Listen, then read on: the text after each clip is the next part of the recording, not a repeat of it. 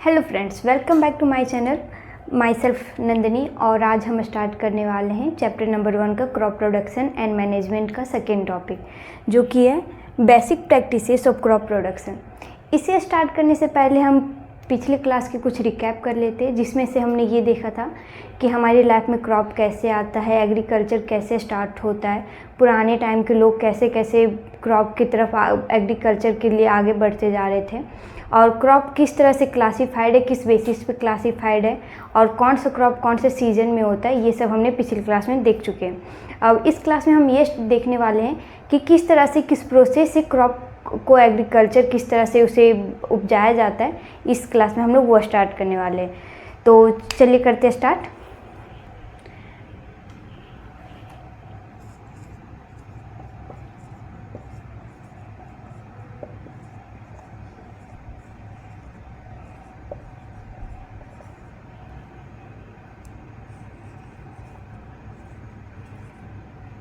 कि किस तरह से एग्रीकल्चर प्रैक्टिसेस किस प्रोसेस में होते हैं। तो आप देख सकते हैं हमने क्या लिखा है। Cultivation of crop for food production, farmer perform large number of task and activities and all these practices known as agriculture practices. मतलब कि क्रॉप प्रोडक्शन करने के लिए जो फार्मर किस तरह से एक्टिविटीज़ करते हैं, क्या क्या करते हैं, किस किस प्रोसेस में करते हैं, इसमें हम ये देखेंगे। और इन सारे प्रोसेस और एक्टिविटीज़ जो प्रैक्टिसेस होते हैं उसे ही हम लोग एग्रीकल्चर प्रैक्टिस बोलते हैं। तो आप देख सकते हैं कि आप अपने आसपास देखे होंगे कि अगर कोई एग्रीकल्चर, कोई किसान खेती कर रहा है तो क्या करता है सबसे पहले वो तो हम अपने आसपास देखते हैं कि किस तरह से एक किसान किसी क्रॉप प्रोडक्शन करने के लिए कौन कौन से प्रोसेस को फॉलो करते हैं। तो हम इसमें कौन कौन से प्रोसेस फॉलो होते हैं वो हम इसमें डिस्कस करने वाले। तो चलिए करते स्टार्ट।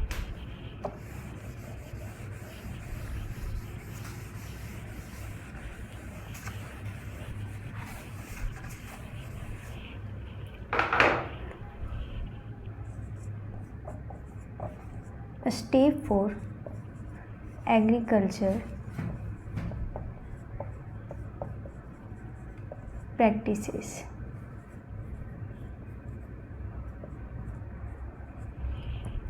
तो सबसे पहले फर्स्ट नंबर पे हमारा होता है preparation of soil.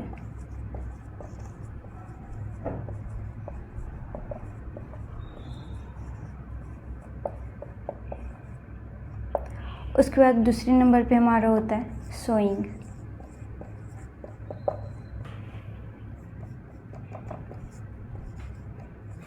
Adding manure and fertilizers. Fourth number पे irrigation,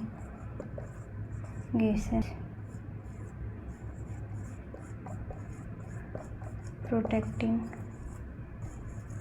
from weeds, harvesting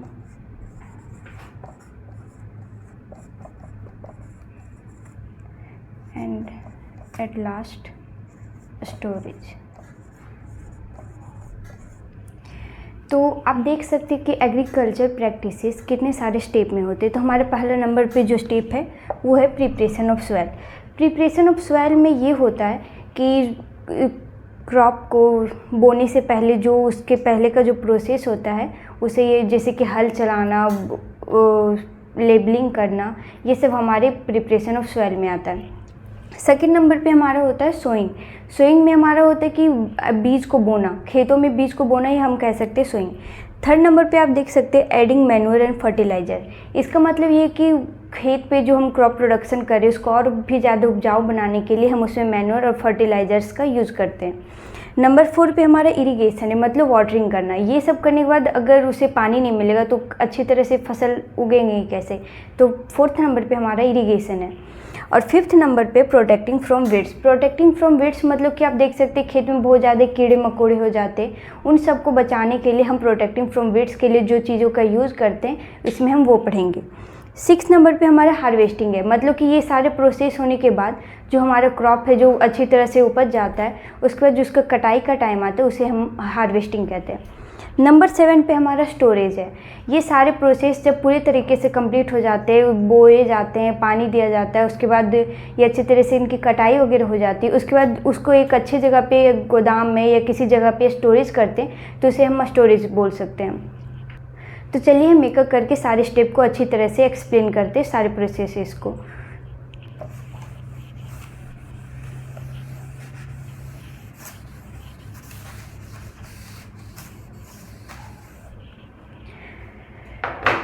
तो हमारा पहला नंबर पे था प्रिपरेशन ऑफ सॉइल। इसमें हम देखने वाले कि क्या क्या हम इसमें डिस्कस करने वाले। नंबर 1,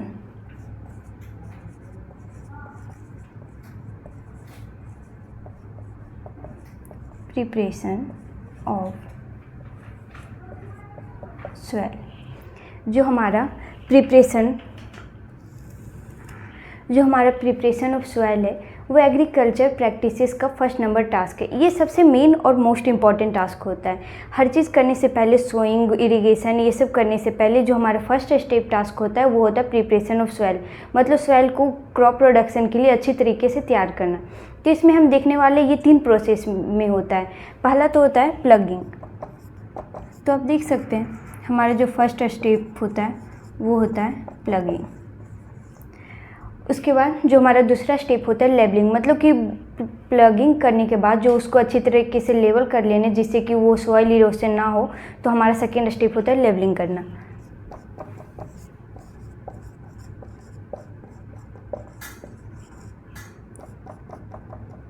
और जो हमारा थर्ड स्टेप होता है वो है मैन्योरिंग।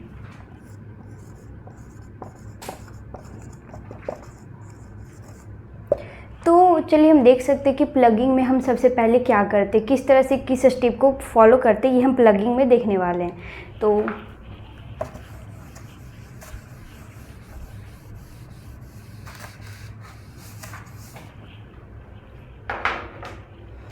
हम प्लगिंग, ये हमारे मन में सबसे पहला ये क्वेश्चन होता है कि हम प्लगिंग क्यों करते हैं। तो आप देख सकते हैं कि एक टाइम के बाद हमारा जो सीजनल क्रॉप होता है, मतलब हर समय के बाद दूसरा, एक क्रॉप के बाद दूसरा क्रॉप बोना, उसके बाद उसके बीच में एक टाइम गैप होता है, जिसमें से हम देख सकते हैं कि उस टाइम तक हमारा जो सॉइल है, जो हमारी लैंड है, वो एक तरीके से पूरी तरह से वैसी नहीं रहती है, मतलब उसमें नमी नहीं रहती, वो पूरी तरीके से सूख जाती है या अच्छी नहीं रहती है। तो हम प्लगिंग करके पहले तो उसमें हम अच्छी तरह से न्यूट्रिएंट्स ला सकते हैं, उसको अच्छी तरह से फर्टिलाइज बना सकते हैं। तो हम प्लगिंग का मतलब ये होता है कि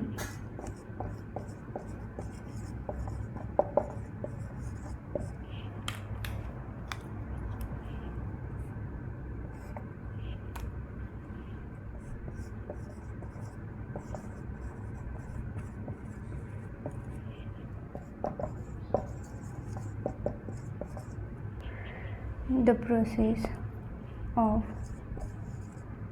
loosening and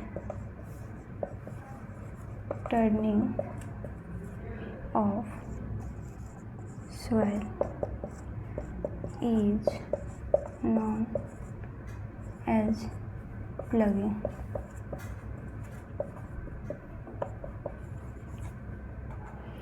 तो आप ये पहले देख सकते हैं कि प्लगिंग में क्या होता है। प्लगिंग में ये एक तरह का ऐसा प्रोसेस है जिसमें हम अपनी सॉइल, जो कि हमारी मिट्टी है, जो पूरी तरीके से जकड़ चुकी है, क्रम्स आ चुके हैं, उसमें बहुत ज़्यादा टाइटली हो चुकी है, उसको अच्छी तरीके से लूजनिंग करना, मतलब कि उसको ढीला करना ताकि उसमें अच्छी तरीके से पानी जा सके। तो हम पहले, हमारे मन में सबसे पहले ये क्वेश्चन आता है कि हम इसको लूजनिंग, मतलब इसको इतना लूज़ क्यों करते, सॉइल को इतना लूजनिंग क्यों करते हैं। तो इसका हमारे पास रीज़न ये है।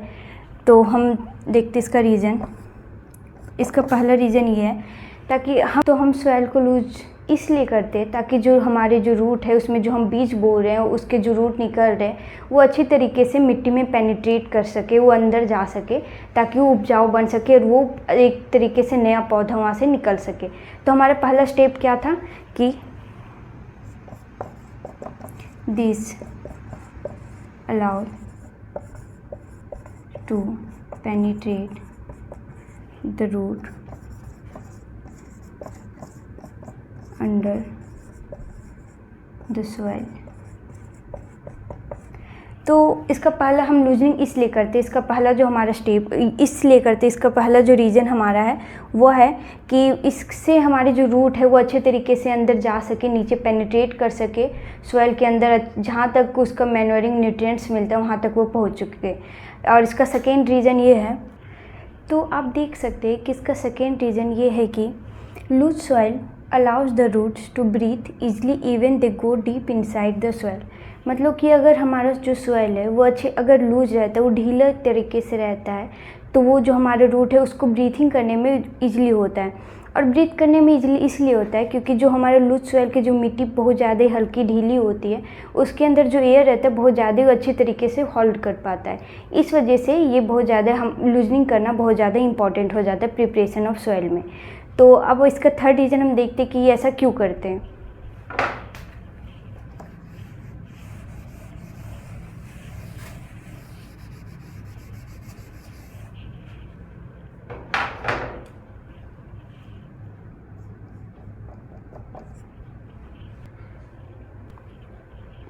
फिर हम देख सकते हैं कि सॉइल को लूज करने का जो हमारा तीसरा रीज़न है वो क्या है। तो loose soil help in the growth of worms and microbes. मतलब कि जो हमारा लूज सॉइल होता है वो अपने अंदर अच्छा, अगर वो लूज रहता है, ढीला रहता है, तो उसके अंदर जो हमारे माइक्रोब्स है, जो वर्म्स है, जो एक तरह के हमारे पौधों के लिए न्यूट्रिएंट्स प्रोवाइड करते हैं, उसको ग्रोथ करने में हेल्पफुल होता है। और जो हमारे वर्म्स एंड माइक्रोब्स है, इसे हम कह सकते हैं friends of farmer. Friends of farmer हम लोग इसलिए कहते हैं क्योंकि ये हमारे लूजनिंग करने में बहुत ज़्यादा हेल्पफुल होते हैं और इसमें हमारे न्यूट्रिएंट्स मतलब कि ह्यूमस को भी ऐड करते हैं। जो हमारे माइक्रोब्स और वर्म्स है, ये क्या करते हैं कि जैसे कि कुछ मरे हुए जैसे कि पौधे, कीड़े, कुछ भी ऐसे रहते हैं, तो उसको खा के उससे जो डाइजेस्ट करके जो उससे वेस्ट मटेरियल होता है उसको ह्यूमस में चेंज करते हैं, और जो कि हमारे पौधों के लिए बहुत ही ज़्यादा न्यूट्रिएंट्स प्रोवाइड करता है। फोर्थ रीज़न जो हमारा होता है सॉइल को लूज और टर्निंग करने का, वो हम ये देख सकते हैं।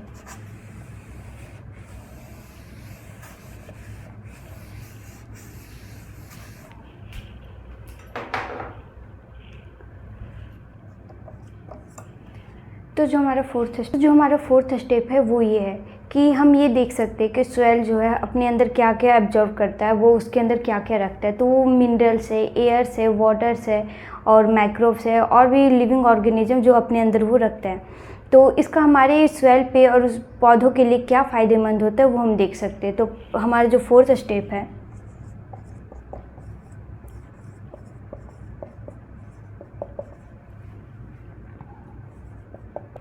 हमारे सॉइल को लूजनिंग और टर्निंग करने का जो हमारा फोर्थ रीज़न है कि ऐसा हम क्यों करते हैं, तो उसका जो हमारा फोर्थ रीज़न वो है ये, soil contain air, water, minerals and some living organism. जो हमारा सॉइल है, मिट्टी है, उसके अंदर हम देख ही चुके कि एयर तो रहता ही है, वाटर भी रहता है, मिनरल्स भी कुछ ना कुछ उसमें रहते हैं, और जो सम लिविंग ऑर्गेनिज्म जो मिट्टी में रहते हैं वो भी हमारे सॉइल में प्रेजेंट रहते हैं।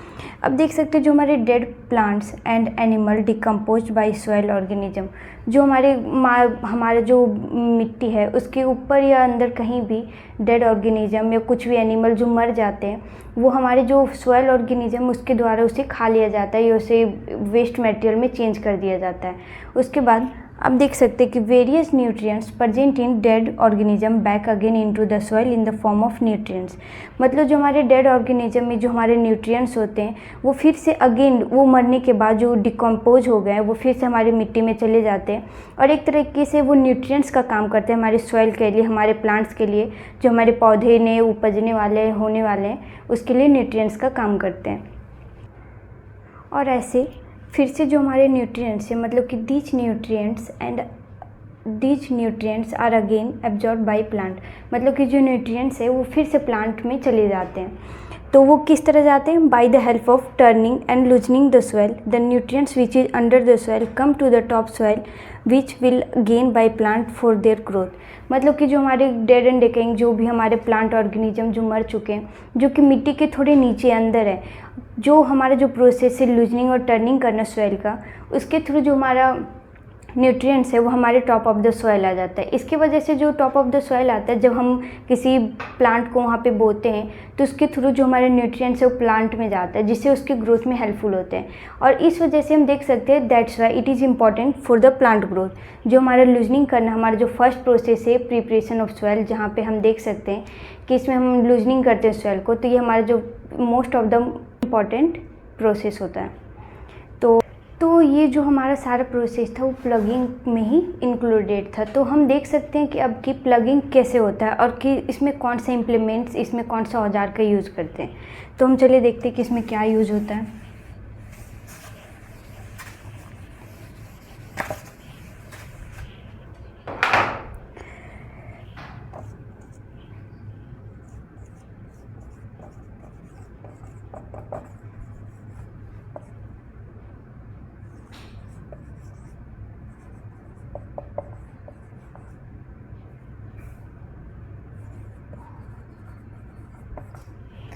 आप पहले तो ये याद कीजिए कि आप अपने आसपास तो खेती होते हुए देख चुके होंगे, तो आप एक किसान को हल चलाते हुए देखते, तो आप शायद ये बात आपको पहले से पता होगा कि जो हमारा हल होता है वो तो हमारा जो प्लगिंग होता है वो बाय यूजिंग प्लग, मतलब जो हम देखते हल होता है उसके थ्रू होता है।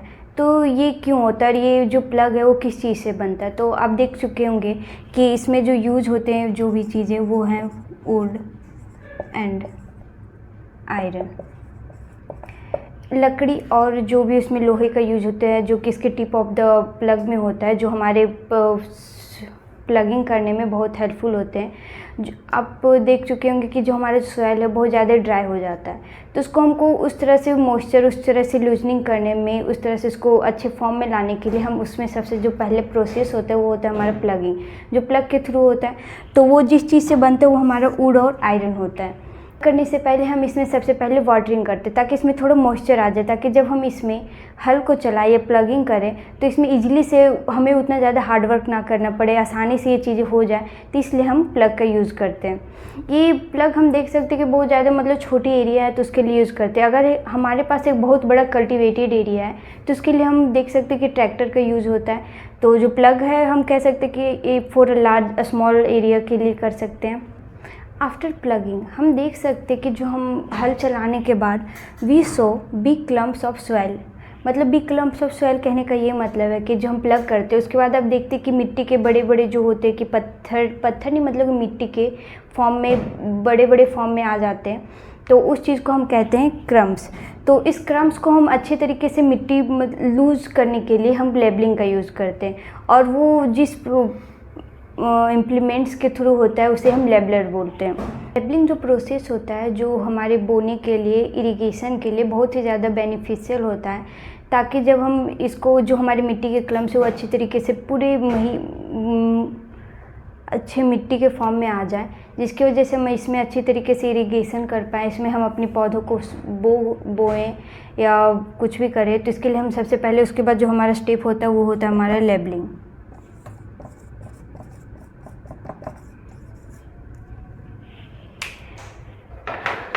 लेबलिंग जिस इम्प्लीमेंट के थ्रू होता है उसे हम लेबलर बोलते हैं।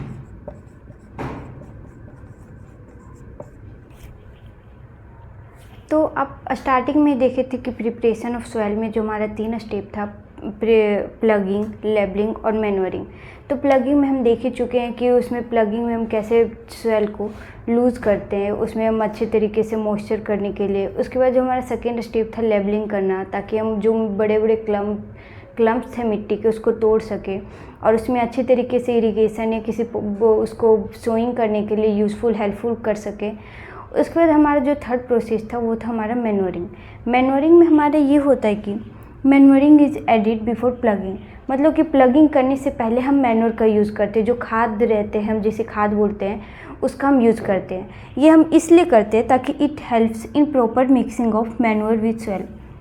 हम इसे प्लगिंग से पहले इसलिए करते हैं ताकि जो हमारा मैन्योर है जब हम प्लगिंग करें वो अच्छी तरीके से सॉइल में मिक्स हो पाए, और उसे फिर हमारे जो सेकेंड स्टेप सोइंग के लिए अच्छे तरीके से मॉइस्ट कर पाए, अच्छी तरीके मॉइस्चर में ला सके, और जो हमारा पौधा है अच्छी तरीके से ग्रोथ कर सके। तो बस आज के लिए इतना ही। तो हम जो हमारा नेक्स्ट टॉपिक है वो हम अपने नेक्स्ट क्लास में स्टार्ट करेंगे। तब तक के लिए गुड बाय, थैंक यू। अगर आप हमारे चैनल पर नए हैं तो आप हमारे चैनल को लाइक और सब्सक्राइब करना ना भूलें।